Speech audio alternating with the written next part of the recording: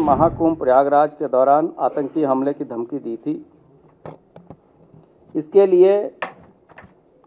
हमारी जो विशेष यूनिटें हैं तथा केंद्रीय बल को भी सतर्क किया गया था। वो ड्रोन के माध्यम से गोला बारूद और असलाह पाकिस्तान बॉर्डर से इंडिया में लाता था। पाकिस्तान में बैठे 3 आईएसआई एजेंटों के संपर्क में यह व्यक्ति था। महाकुंभ के दौरान जो चेकिंग और पुलिस की मुस्तैदी वहाँ थी, इसके कारण ये वहाँ कोई घटना कारित करने में सफल नहीं हो पाया। माननीय मुख्यमंत्री जी के नेतृत्व में उत्तर प्रदेश में जो अपराध और अपराधियों के प्रति जीरो टॉलरेंस तथा उत्तर प्रदेश को आतंकी एवं राष्ट्र विरोधी तत्वों से अवमुक्त करने की नीति के अनुपालन में उत्तर प्रदेश पुलिस तथा इसके विशेष बल जैसे एसटीएफ तथा एटीएस लगातार कार्य कर रही है। आप सभी अवगत हैं कि महाकुंभ के आयोजन के पहले ऐसे विघटनकारी तत्वों के द्वारा जो कि देश और विदेश में मौजूद थे, उनके द्वारा गड़बड़ी फैलाने की तथा कुछ ऐसी घटनाएं कारित करने की सूचना दी गई थी और यह सूचना विभिन्न एजेंसियों के माध्यम से हम लोग को प्राप्त हुई थी। उसी के क्रम में एक महत्वपूर्ण सफलता उत्तर प्रदेश के एटीएस को बीती रात मिली है और ये कार्रवाई उत्तर प्रदेश पुलिस की एसटीएफ तथा पंजाब पुलिस के द्वारा जॉइंट ऑपरेशन में की गई है। इस ऑपरेशन के तहत दिनांक 6/3/25 को बब्बर खालसा इंटरनेशनल एवं आईएसआई के मॉड्यूल का सक्रिय आतंकवादी लजर मसीह पुत्र कुलविंदर को कौशाम्बी से गिरफ्तार किया गया है। अभियुक्त का पूरा नाम लजर मसीह पुत्र कुलविंदर, निवासी ग्राम कुरलिया, थाना रामदास, अमृतसर, पंजाब है। जो बरामदगी हुई है उसमें 3 सक्रिय हैंड ग्रेनेड, 2 अदद सक्रिय डेटोनेटर, 1 विदेशी पिस्टल जो कि यूएसएसआर की बनी हुई है, 13 7.62 की विदेशी जिंदा कारतूस, 2 gelatin rod, 1 Samsung M14 mobile बिना सिम कार्ड के तथा 1 फर्जी पते पर बनाए हुए आधार कार्ड। आप सभी अवगत हैं कि 23 दिसंबर 2024 को विभिन्न एजेंसियों से प्राप्त सूचना तथा पंजाब पुलिस के द्वारा प्राप्त सूचना के आधार पर पीलीभीत पुलिस तथा पंजाब पुलिस के द्वारा संयुक्त ऑपरेशन में 3 आतंकवादी मारे गए थे और उस मुठभेड़ में भारी संख्या में असलाहों की बरामदगी भी हुई थी। तब उनके द्वारा पंजाब में कई आतंकवादी घटनाएं कारित की गई थी, जिसमें विभिन्न पुलिस चौकियों पे हैंड ग्रेनेड फेंके गए थे। उसमें वो लोग वांछित चल रहे थे।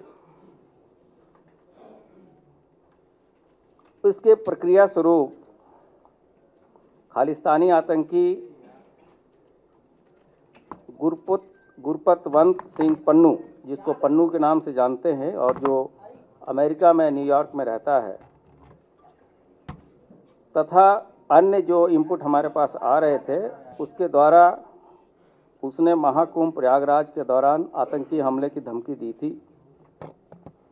इसके लिए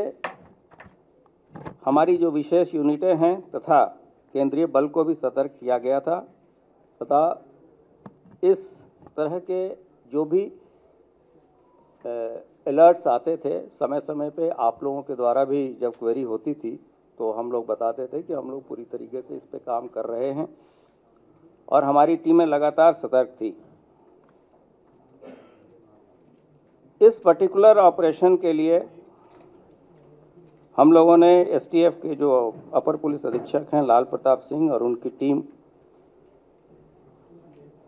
को पंजाब पुलिस की टीम को आतंकवादी लजर पुत्र कुलविंदर की मौजूदगी की सूचना प्राप्त हुई और ये भी चीज़ें प्राप्त हुई कि इसने फर्जी अभिलेखों के आधार पे गाजियाबाद में से एक आधार कार्ड बनवाया है और इस आधार कार्ड के माध्यम से वो फर्जी पासपोर्ट के लिए भी उसने अप्लाई किया है और इसके पास कुछ ऐसे गोला बारूद हैं जिसके द्वारा ये महाकुंभ के दौरान कोई विध्वंसकारी घटना कर सकता है। पंजाब पुलिस के अनुसार जो सूचना मिली थी उसके अनुसार ये खूंखार आतंकवादी आईएसआई के साथ लगातार संपर्क में था और पंजाब में बैठे हुए उसके हैंडलर तथा अन्य अपने साथियों के माध्यम से वो ड्रोन के माध्यम से गोला बारूद और असलाह पाकिस्तान बॉर्डर से इंडिया में लाता था और जिसका फर्दर डिस्ट्रीब्यूशन वो अपने साथियों के साथ और अन्य लोगों को पंजाब प्रांत में करता था। इस सूचना के बाद से उसकी फोटोग्राफ प्राप्त की गई और हमारी टीम पंजाब पुलिस के साथ लगी और इस दौरान हम लोग इस तरह से पूरी तरह सतर्क थे कि अगर कोई एक्टिव ऑपरेशन होगा तो इसको कैसे हम लोग अस्पताल इत्यादि ले जाने की व्यवस्था करेंगे। बीती रात लगभग 3:15 पे थाना क्षेत्र कोखराज से इसे जो चीज़ें रिकवर हुई थी उसके साथ हम लोगों ने गिरफ्तारी की है। जो तत्काल इससे पूछताछ अभी तक हुई है उससे जो तथ्य प्रकाश में आए हैं वो ये है कि पाकिस्तान में बैठे 3 आईएसआई एजेंटों के संपर्क में यह व्यक्ति था। ये आर्म्स और हीरोइन की तस्करी के मामले में जेल गया था और जेल के अंदर गैंगवार के दौरान इसे चोट लगी थी और उसी क्रम में इसका इलाज गुरु नानक देव हॉस्पिटल अमृतसर में चल रहा था। उस दौरान ये पुलिस हिरासत से और जुडिशियल कस्टडी से 24/9/2024 को यह फरार हो गया था। फरार होने के बाद से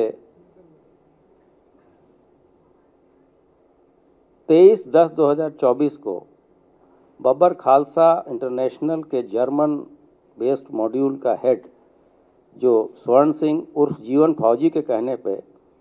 इसने बटाला पंजाब में फिरौती हेतु एक व्यक्ति की गोली मारी थी और उसके उपरांत ये सोनीपत दिल्ली आदि स्थानों पर छिप के रह रहा था। पीलीभीत इनकाउंटर में मारे गए आतंकी वीरेंद्र सिंह उर्फ रवि जो कि गुरदासपुर का रहने वाला था उससे भी लजर की कई बार वार्ता हो चुकी थी। तो यह स्पष्ट है कि जो पीलीभीत में लोग मारे गए थे उनको भी इसके द्वारा असलाह तथा हैंड ग्रेनेड जिसका उपयोग उन्होंने विभिन्न पंजाब में जो घटनाएं उन लोगों ने कारित की थी उसमें जो गोला बारूद मुहैया कराया गया था वो इसी के द्वारा और इसके साथियों के द्वारा मुहैया कराया गया था। इसके अलावा मुक्तसर जेल में जब ये बंद था तो वहाँ भी इसकी पहचान अन्य कैदियों से हुई जो कि पाकिस्तान बेस्ड आईएसआई एजेंट के टच में थे। ये भी बात संज्ञान में आई कि इनके और इनके साथियों के द्वारा पंजाब बॉर्डर से ड्रोन के माध्यम से विदेशी असलहे, ग्रेनेड तथा मादक पदार्थ जैसे कि हीरोइन आदि की सप्लाई प्राप्त की जाती थी। इसमें अभी जो है इन चीज़ों को पंजाब पुलिस के साथ शेयर करके आगे की विवेचना भी देखी जाएगी। इसमें यह भी बताना उचित होगा कि जब अतीक अंसारी को उत्तर प्रदेश लाने की बात हुई थी तो उसके पूछताछ में ये बात भी प्रकाश में आई थी, और जब ये बात बताई गई थी तो उस समय कुछ लोगों ने इस चीज़ पर प्रश्न उठाया था। तो पाकिस्तान की तरफ से बॉर्डर से शस्त्र और मादक पदार्थ इत्यादि आते हैं, ये चीज़ें पूरी तरीके से हम लोगों की विवेचना से पहले भी प्रमाणित थी और आज भी जो पूछताछ हुई है उससे पूर्ण तरीके से प्रमाणित हो गई है। ये भी चीज़ प्रकाश में आई है कि घटना कारित यहाँ कोई बड़ी घटना कारित करने के बाद से पासपोर्ट बन जाने पे इसको पुर्तगाल जाने की इसकी प्लानिंग थी।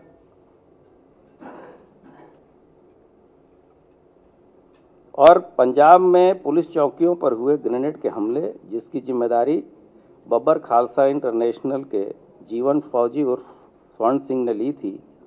उन सभी घटनाओं में लजर या उसके साथियों द्वारा ही हैंड ग्रेनेड उपलब्ध कराए गए थे। हैंड ग्रेनेड और रिकवरी की चीज़ें हैं, उसके फोटोग्राफ अभी हम लोग आपको अपने ग्रुप पे शेयर कर देंगे। इसी तरीके से उसने कुछ और साथियों के भी नाम बताए हैं जो कि कुछ लोग यूएसए में रहते हैं, कुछ लोग पुर्तगाल में रहते हैं, कुछ लोग कतर में रहते हैं, और इससे ये सिग्नल ऐप पे बातचीत करता है।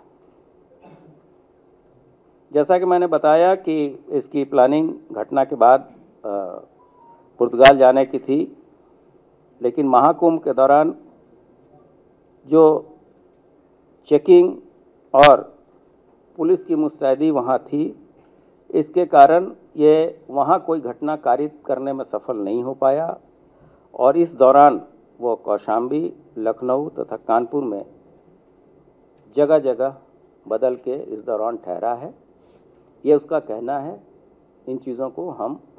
आगे भी वेरीफाई करेंगे कि ये कहाँ कहाँ रहा है इस दौरान और किसके संपर्क में रहा है।